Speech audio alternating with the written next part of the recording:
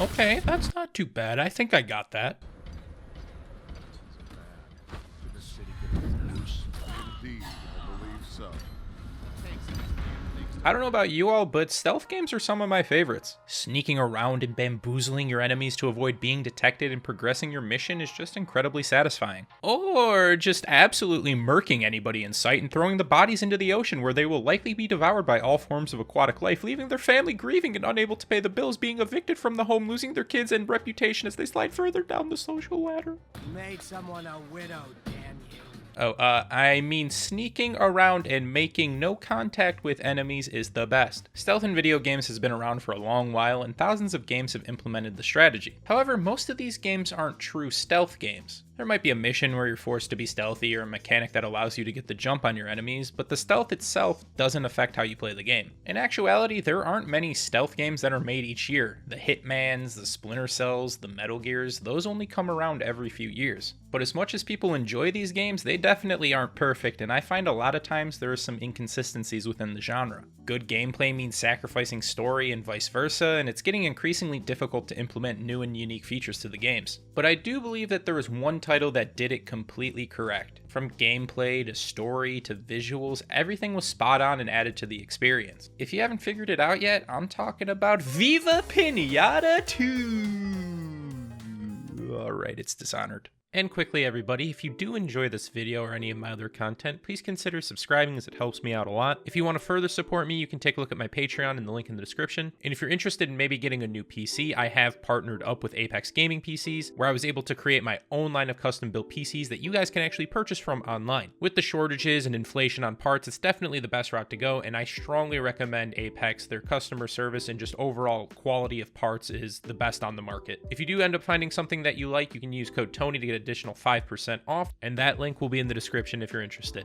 Now, is this pick a bit biased? Of fucking course it is. This is my favorite game of all time. I mean, I even have a tattoo of Corvo's mask. But you should know an opinion like this is obviously subjective, and I definitely wouldn't be mad if you disagreed with me. But I'm going to do my best to convince you otherwise, because I really believe Dishonored is the best stealth game ever made. Dishonored is set in the plague-ravaged city of Dunwall and follows the story of Corvo Attano, the last bodyguard to the Empress Jessamine Caldwin. Upon returning from a mission, Jessamine is attacked by assassins and killed, and her daughter Emily is abducted. The attackers flee before the royal guard notices, so Corvo is falsely accused. Because of his crimes, he is imprisoned by the royal spy master Hiram Burrows and is sentenced to be executed. On the eve of his execution, Corvo receives a key to his cell and is able to escape the prison. This gift comes from a group of loyalists who want to eliminate the people involved in the assassination of Empress Jessamine and restore Emily to the throne. He is further assisted by a mysterious being known as the Outsider, who bestows his mark, giving Corvo supernatural abilities to help his journey.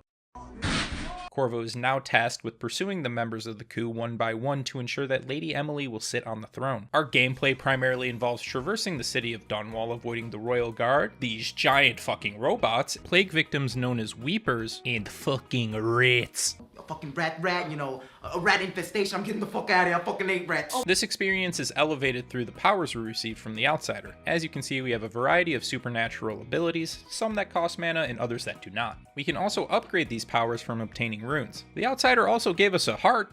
It's a little strange gift, but it can sense the location of runes and bone charms throughout the level. Find enough runes, upgrade your abilities, become stronger. Yes, I am growing stronger. And as for those bone charms, really nothing special, just some minor passive increases to our abilities. They really don't make a huge difference. So with our powers, we'll be traversing a variety of different environments and levels. The way that the levels are designed gives us countless routes to proceed to our next objective, and how we do so is heightened from those powers. Will you possess a guard on the ground to free up your path to cross, or take to the rooftops, shifting across buildings with Blink? The choices are all up to you. Even at surface level, Dishonored sounds like a really fun game, but nothing to really wow at. But this is where I think it stands out above every other stealth game. The choices you make actually matter. Well, here we are.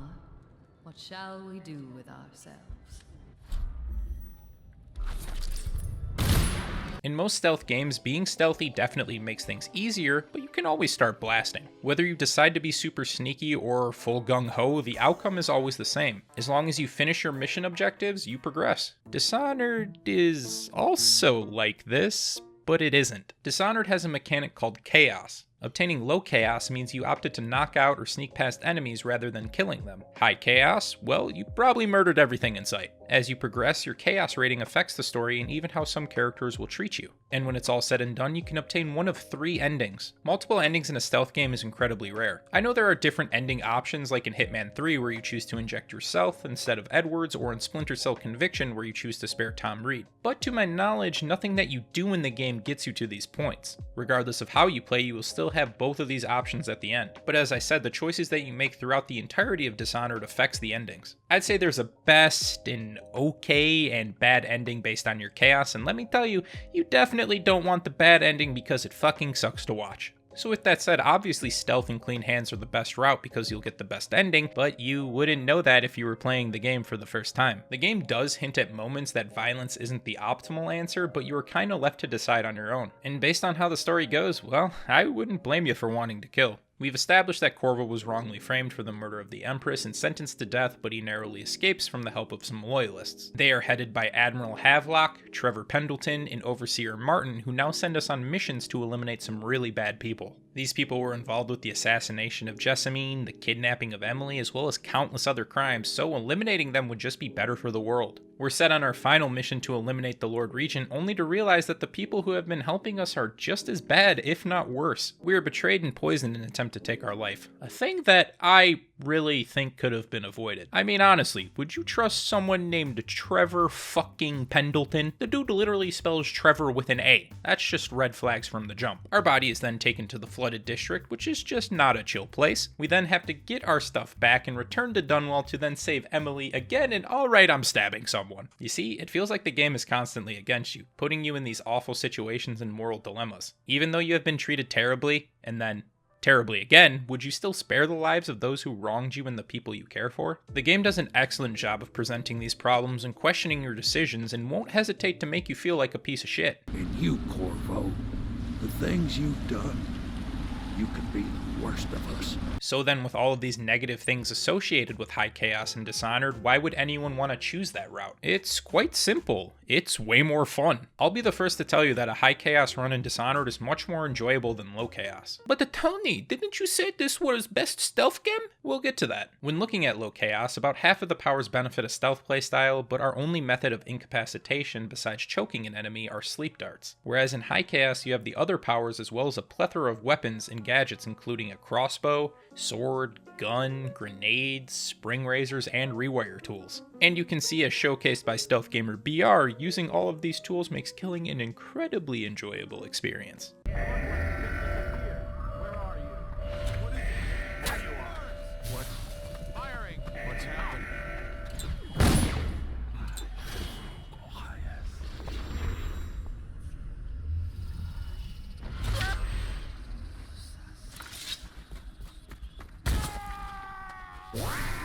You're also going to be sacrificing a good portion of missions when opting in for Low Chaos instead of High. Here's an example. The game's third mission sends Corvo to the Golden Cat to rescue Emily and eliminate her captors, Custis and Morgan Pendleton. Normally, you'll have to infiltrate the building, locate the two brothers, and eliminate them before heading upstairs to free Emily from her room. However, this isn't the only option. Before reaching the Golden Cat, we can head to the Distillery District where we'll meet Slackjaw, the head of the Bottle Street gang. So long as we haven't attacked any of his thugs, he will appear neutral to us. One of his associates has gone missing and he asks for us to help him. After we've located the body and returned with the audiograph detailing the events, he proposes another deal. He wants us to locate an art dealer named Bunting and retrieve his safe combination. In exchange, Slackjaw will have the Pendleton brothers dealt with real quiet-like. Bunting is inside the Golden Cat, but it only takes 2 rooms to get to him, and you can enter and exit without being seen relatively easily. We return to Slackjaw, and boom, the targets are taken care of without us doing anything. All that's left is simply entering the Golden Cat through the roof and escorting Emily down some stairs. If you choose the non-lethal approach, you're essentially just skipping the level and avoid exploring the cat, which is one of the coolest buildings in the entire game. This isn't the only mission in the game that does this. Even the final mission of the game is way more enjoyable when entering with High Chaos. This is all to circle back to my previous point. How can I call Dishonored the best stealth game when the stealth gameplay is the less enjoyable option? Am I an idiot? You're a fucking idiot. I believe that this gameplay decision was a conscious effort by Arcane, and it emphasizes Dishonored's main theme: power. Everyone wants power. The people who assassinated the Empress, the Loyalists, the gangs, even you. You all want power. Dishonored itself is essentially a big moral lesson on how seductive that power is. As I mentioned before, the game hints at violence not being the optimal answer, but you have all of these fancy gadgets and weapons. It's only natural that you'd want to use them, but you have to go against your own nature to do so. And you're given this character-altering power from the Outsider's mark, becoming the deadliest assassin in history, only to have the game expose you for how brutal you truly are. I don't like what you've become. No better than these traitors. That's why I'm gonna tell them you're coming. A lot of people seem to miss this, but our goal was never to assassinate people. We were merely told to do so by Havelock and the rest of the Loyalists. All Corvo truly wants is to rescue Emily and make sure the people who wrong this country serve their time. So the insane amount of fun you get for playing High Chaos is you using your powers to become a savage monster. You are no longer the good guy. People who choose stealth and low chaos will have to work with subtler tools and be more patient, and that leads to a more low-key experience. Are you willing to sacrifice your gameplay to do what's right? I feel Corvo knows that he can easily eliminate any person, but it's not the correct way to go about things. And because of your actions, you become an invaluable role model to Emily in the future. I think the Outsider says it best. You watched and listened when other men would have shouted in rage. You held back instead of striking. So it is, with the passing of the plague and Emily's ascension, comes a golden age, brought about by your hand.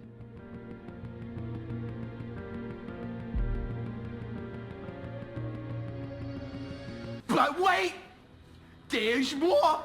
Hang on to your seat, baby! Oh, and you thought I was done? But we haven't even talked about the DLC. The DLC is just another aspect that further enhances Dishonored as the best stealth game. In the DLCs, we play as Dowd, who is the man who murdered the Empress and locks us away in the Flooded District. He's the first look at evil in the game, so I don't think anyone would have thought we'd be playing as him. Our first look at the Knife of Dunwall DLC is just before Dowd and his assassins kill the Empress. You can see here that even he knows that this mission is going to be different, and that is confirmed by his visit from the Outsider. Their brief encounter sets up the entirety of the DLCs. What ending will we make for ourselves? With only the name Delilah to go off of, Dowd sets out on his journey. Will he continue to be a merciless killer, or has he had enough of this life? The DLC further expands on the narrative of the main game. People will do anything for power. The first few missions is Dowd trying to gain information on exactly who Delilah is, and like in the main game, we have the opportunities to go and kill everyone in sight or sneak through an approach with a non-lethal strategy. And again, we're shown the lengths that people will go to try and obtain power. The most impactful is when our closest comrade, Billy Lurk, turns against us and teams up with the Overseers and Delilah because she thought she'd be able to take our place.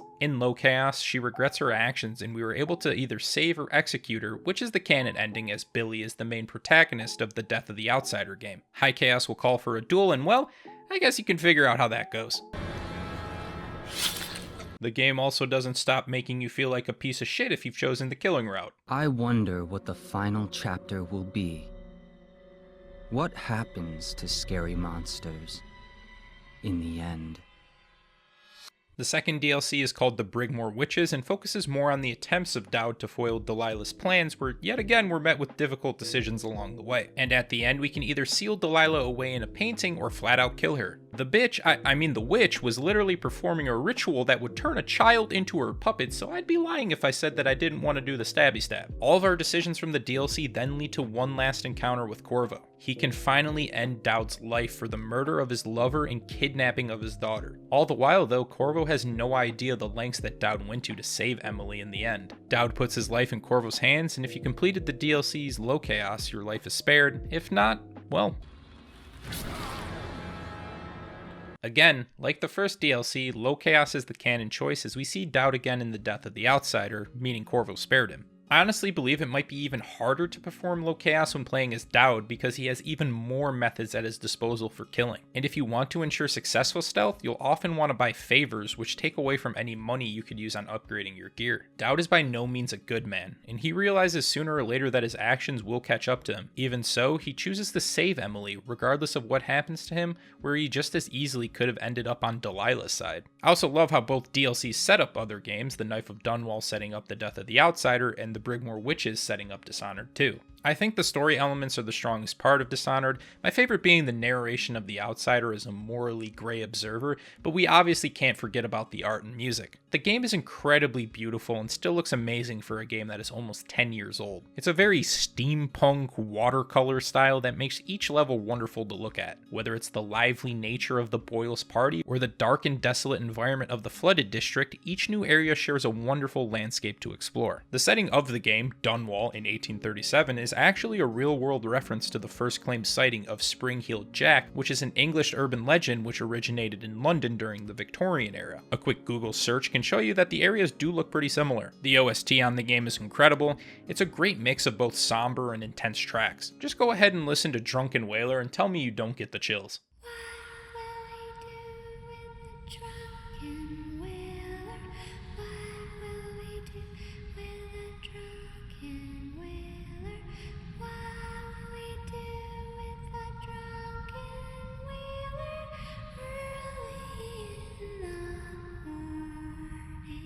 So is Dishonored truly the greatest stealth game? That's up for you to decide. I think plenty of games can make a case, but I believe that none have had as complete of a package as Dishonored. From the story, gameplay, design, and everything else, we're given an incredible game and just an overall wonderful experience. Be sure to let me know if you agree with me down in the comments, and if you don't, please be gentle. I will beat your ass like a Cherokee drum. I'm interested to see all of your favorite stealth games and have some conversations. That's all I have for you today. I'll talk to you next time.